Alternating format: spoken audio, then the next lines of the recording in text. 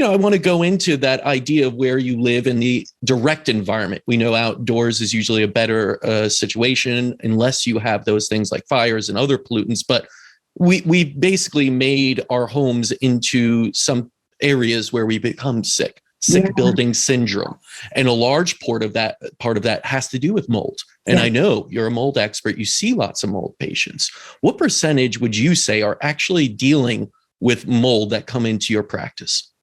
It's shocking. And my story, I got really sick from mold about 5 or 6 years ago after the Boulder floods. I didn't know what was going on. I couldn't breathe. I couldn't walk upstairs. I had rashes and found out it was mold, and I had to leave my office. And so once again, my life is experiential. I experience something and then I learn and then I go on and teach others about it. So once again, I had to learn mold. I always said I'll never be the mold expert. Well, the divine or universe had a different never plan. Say never. Exactly.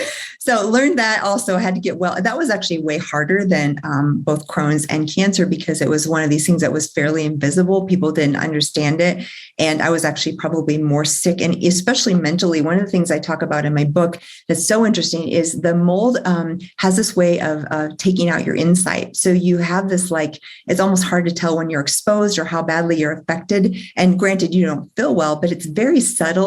And it also has kind of a traumatic response to it. So people often have connection to trauma or feeling like PTSD or fight or flight because of the chemical exposure.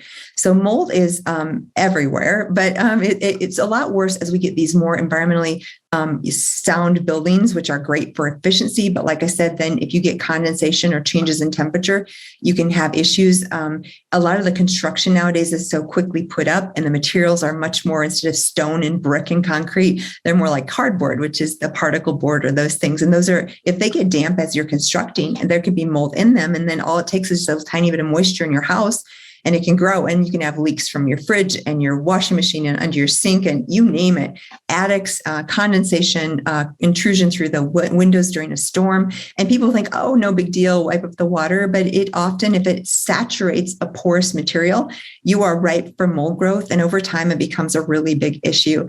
And I would say it's really growing in poor construction materials, the amount of people that are indoors. And I think with the pandemic, we saw more because all of a sudden people were stuck in their homes. If they had an issue, they didn't get as much outside time.